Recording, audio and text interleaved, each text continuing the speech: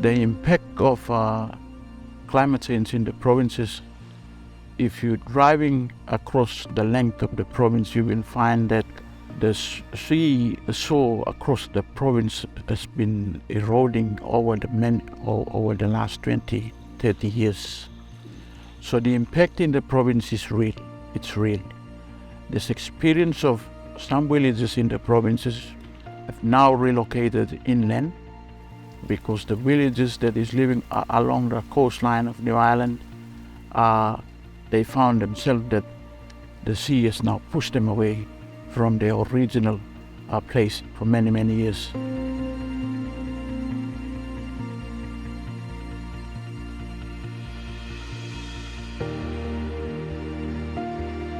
Yeah, with agriculture, in the agriculture sector, I think the main impact on climate change is the rise in temperature and the unpredictable changing pattern of the rainfall.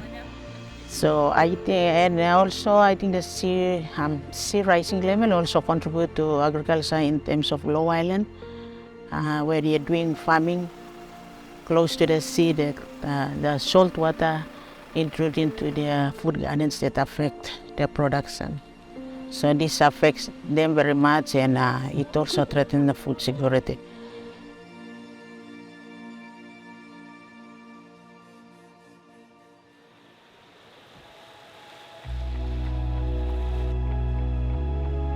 Within the last 4 years, I think we have gone through the assessment and then you've come up with a report that's basically outlining every details of the impact of climate change and going into the CRGG strategy. The strategic plan establishes policy guidance in terms of how we address this, in terms of the infrastructure development in the province. We need to look at how climate change is impacting the decision making and the planning.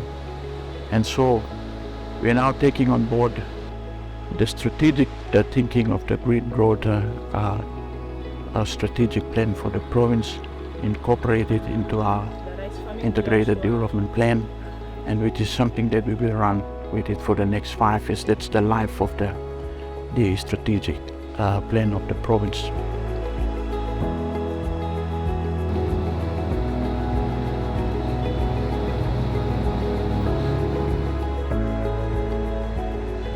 In most instances, funding is a challenge, and having that strategy, the CRGG strategy, we need to tie in the impacts of climate change, how we plan, and then the way we can, address that, link it up with our planning processes, and then look for, support, funding to actually support, so that we can deliver government service every day.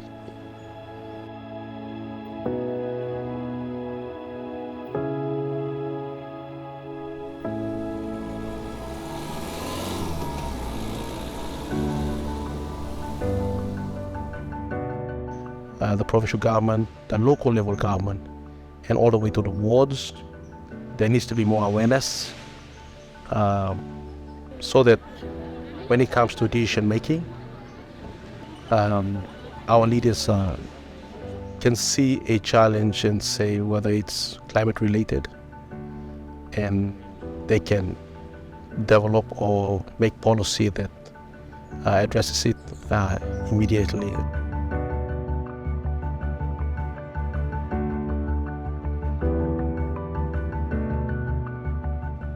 The biggest challenge is understanding the CRGG concept.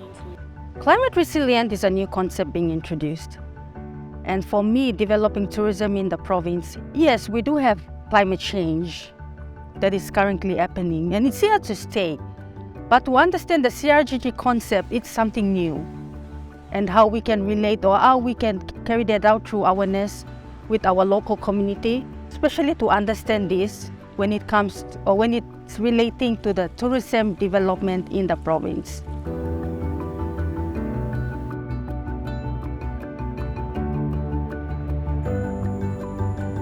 Climate resilient green growth is a new concept for us here in the province, and with agriculture, the idea is new to us. So we take him time lo mi platu lo understanding at the provincial level, and then later we can make him awareness go long line lo mi plalo place, because mostly agriculture it's throughout the province.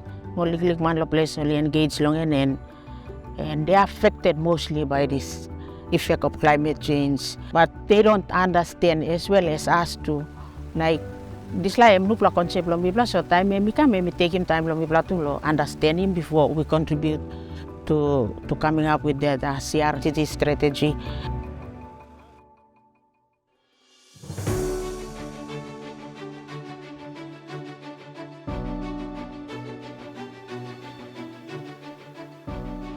The success of this project is that we now have a 5-year development and strategic plan, and that is the success.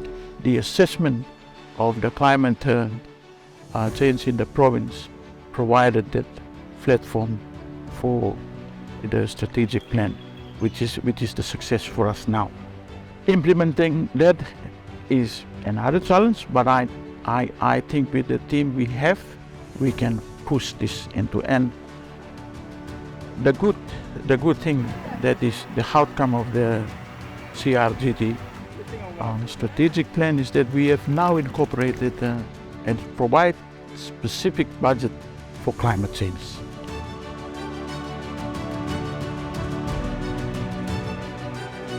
Oh well, with the CRGT strategy, it is kind of merged with what we have in plan under the tourism development planning. Most tourism products here in New Ireland is all village-based. So when you talk about village-based, it all relates to ecotourism. It's more into being environmentally cautious.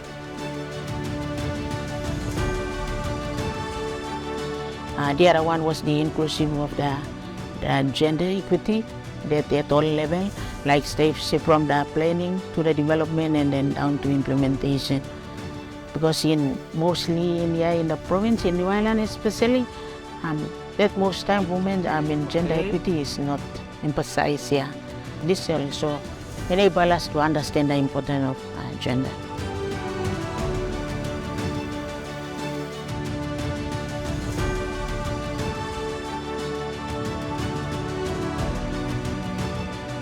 My vision is that this program will kind of like develop, create the awareness as we look into the future.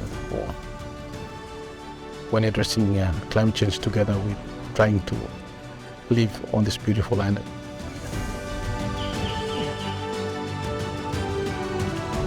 Well, because New Ireland province is a pilot province in terms of this project, I think my view is that we should be the model province for the country, and especially for the Highland province as far as climate change is concerned.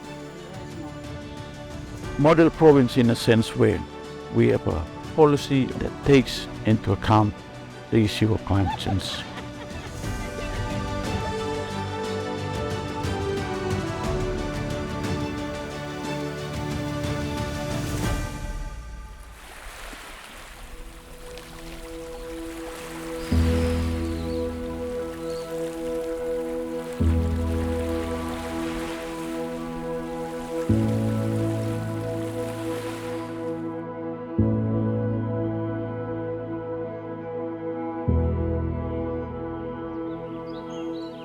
Climate change is a very big development challenge to us. Much of our population patterns and our geographical setting, we are very much been impacted by the negative impact of climate change. Yes, around 60% of our population here lives in coastal communities or small island communities out in the vast ocean.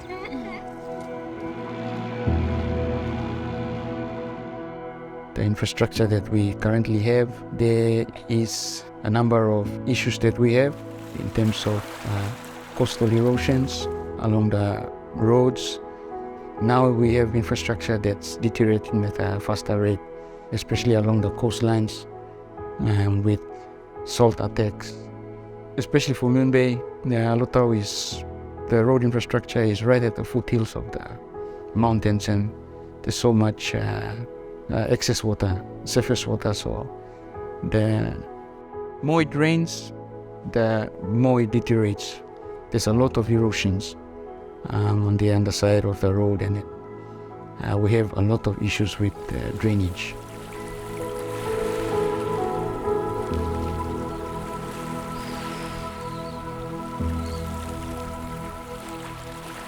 Initially, Milne administration only had an environment unit. We have a division of planning and coordination, and in there was there's a unit called the environment section, which was only headed by one officer all these years, and many times much of the programs on environment were done kind of ad hocly, where whenever there was something happening, with climate change or any other environmental activities, there was only one officer responsible, and the coordination of it was always a problem.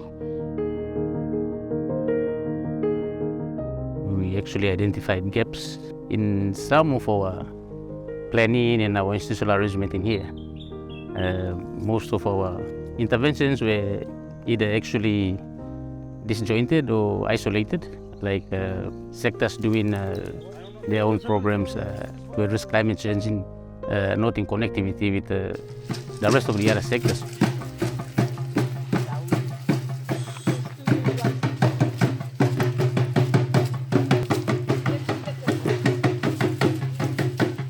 Through the mainstreaming process that GGI came in to assist us with, we were able to have this environment unit expanded, a restructure of the organization, and we had to create a separate division solely responsible for climate change activities and other environmental activities in the province. And so we had to move the environment unit out to form another division called Division of Natural Resources and Climate Mitigation, and that was one maybe step forward for us as an organization, as an administration, to look solely at the climate change initiatives that was coming into the province.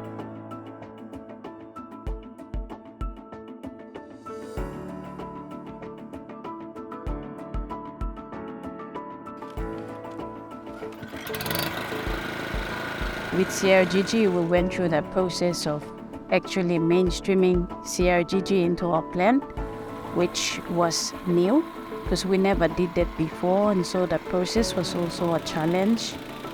We did not know how to mainstream the actual activity, CRGG activities into our plan. We did integration, but not mainstreaming.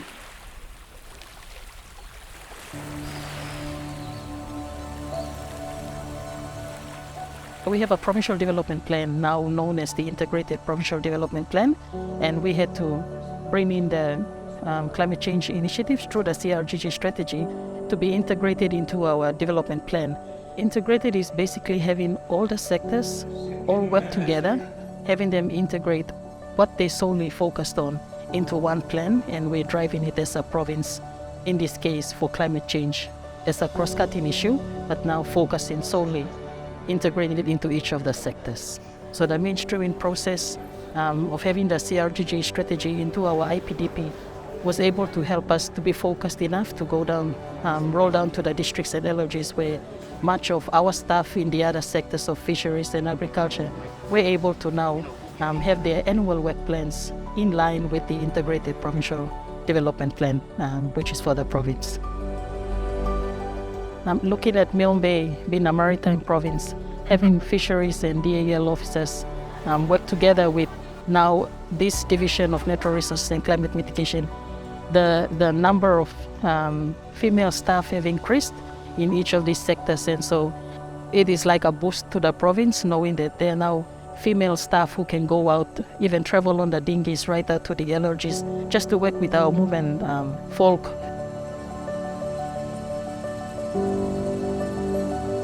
But the good thing was also that we had to do CRGG in line with the National Adaptation Plan.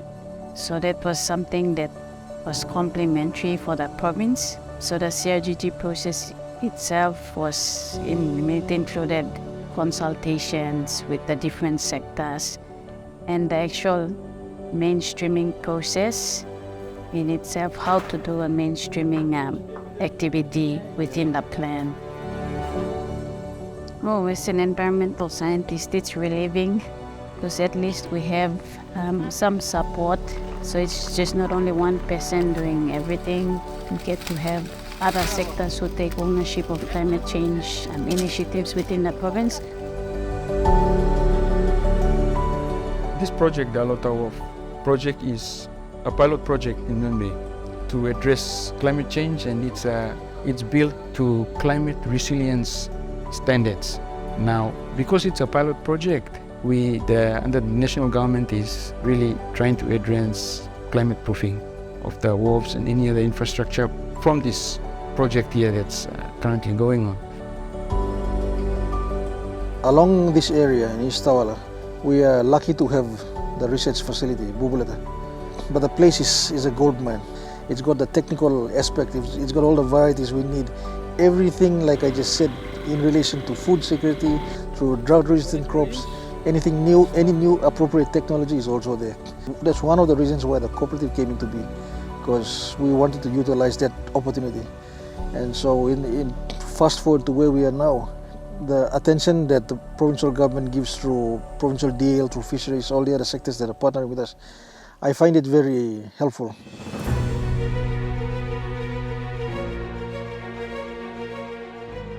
What we're anticipating is like to have leverage funding. We have bankable projects, especially in addressing climate change in the province, with our sectors that are identified already in our strategies. But if we can have a resilience standards that can basically outline the real issues that we are currently faced with climate change, it'll be good for us to progress with proper planning and in terms of monetary the support to that infrastructure in order to get that up to a resilience infrastructure. It's important not to put all the eggs in one basket. You got to diversify, and with what we're doing in our business, we try to do other things besides just tourism, and climate change is here to stay. We just have to learn to be resilient in how we are managing our business, and at the same time educating our people to be aware that climate change is real, and we need to be in the serious business of managing the resources that we have for the future generation. We already have the CRGG strategy in place. Now it's implementing the strategy and getting other sectors on board. So the CRGG focused on only 3 or 4 sectors. So we would like at least the other sectors within the Milne administration to come on board so the CRGG can be fully implemented.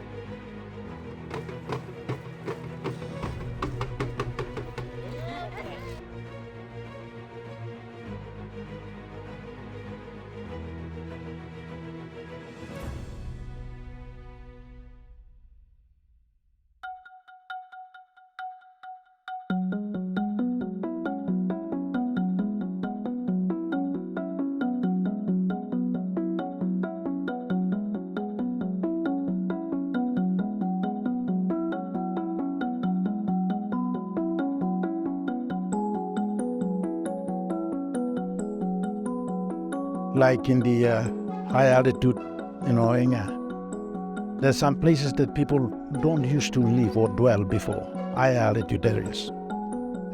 Now people are occupying those places now, making gardens, because the climate has changed. And in those high altitude areas, we used to see some beautiful birds. They're disappearing, possums, cassowaries that people used to hunt. People have been complaining that those alternative source of proteins have been disappearing. In some areas where there used to be plenty full of water, streams and rivers, they're drying up. We have a lot of displaced families because of violence, and that is a real concern because that is only aggravating climate change problems that we have, and the main concern being food security, household food security and household income. Olgeta kaigai lo garden em dry, time em long pla sun, na time em long pla rain time em ol kaigai tu em ol change im color na oli sting ego.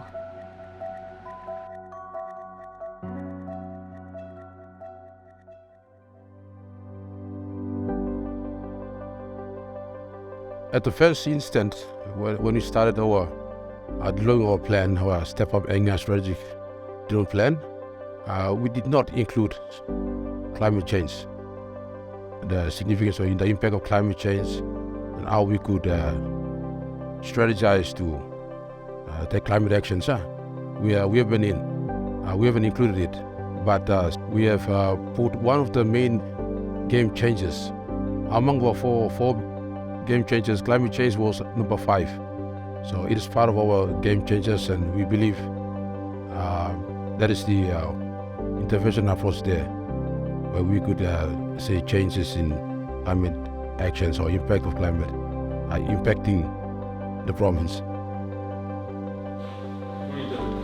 And so when you started doing this, carrying out assessment and drafting this Green Drought Resilient Action Plan, we knew that there was, very serious in addressing some of those issues that were faced by our people.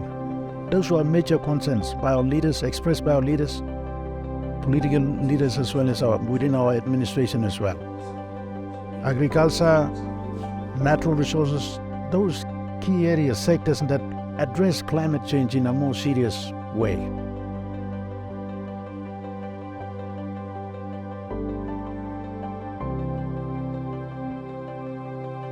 Women in Agriculture is my program that I've adopted in my office, and so it's a new concept, and people are finding it hard to digest, but we're trying to do our best to help them, educate them especially, to understand the concept. Like it's a new program or new theory that has been introduced, like they're not used to the concept of climate change. It's like, what is that? So we are doing a lot of awareness at the same time too. In terms of funding, we normally receive only functional grants for the 5 key main priority areas. And for climate change, perhaps, probably it's not considered. So our little money given to us is not sufficient enough to address climate issues in the province.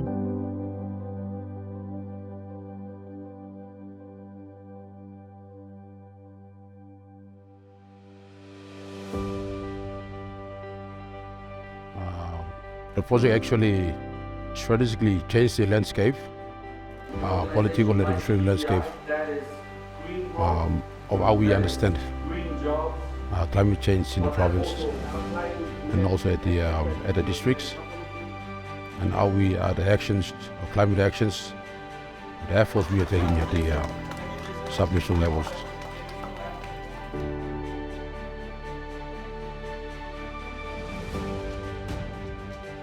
Our women in the higher altitude areas now have access to early maturing cocoa vines, sweet potato vines, and they're able to grow early maturing sweet potatoes, so that's able to cater for food security.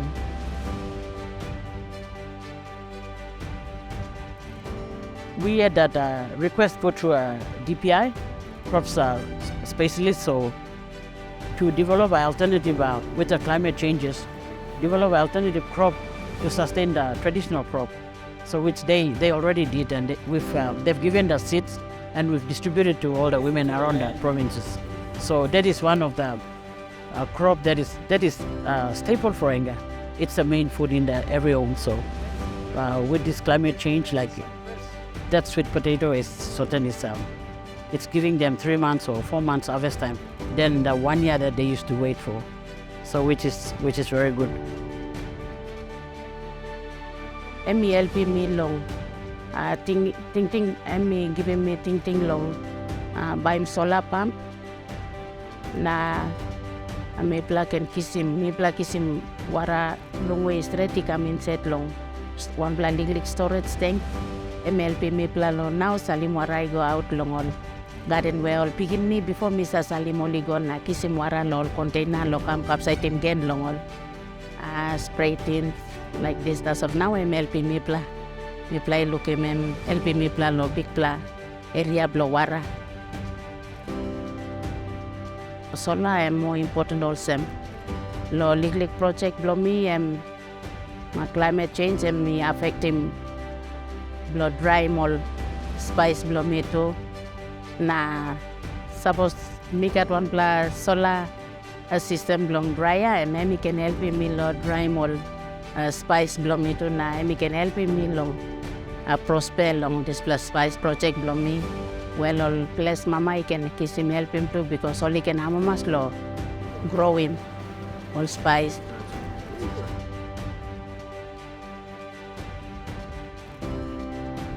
I realize that climate change cannot be taken as one of those isolated cases. It's to do with our survival, humanity's survival. It must be integrated at all costs into a survival plan, which is our provincial plan, national plan. It must be integrated at all costs. And it must be budgeted for by the national government as well. It must come into the mainstream national government budget.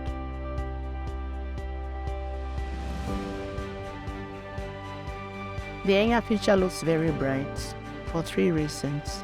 First and foremost, the political will is there. Secondly, we have the concept paper done, and the CRGG plan has been integrated into our 8 years strategic development plan, step up, and thirdly, we are able to leverage technical support from our partners. Right from the start, and we have gained traction. We have achieved our goals, and we are looking forward to a very bright future, if not a very climate-proof one.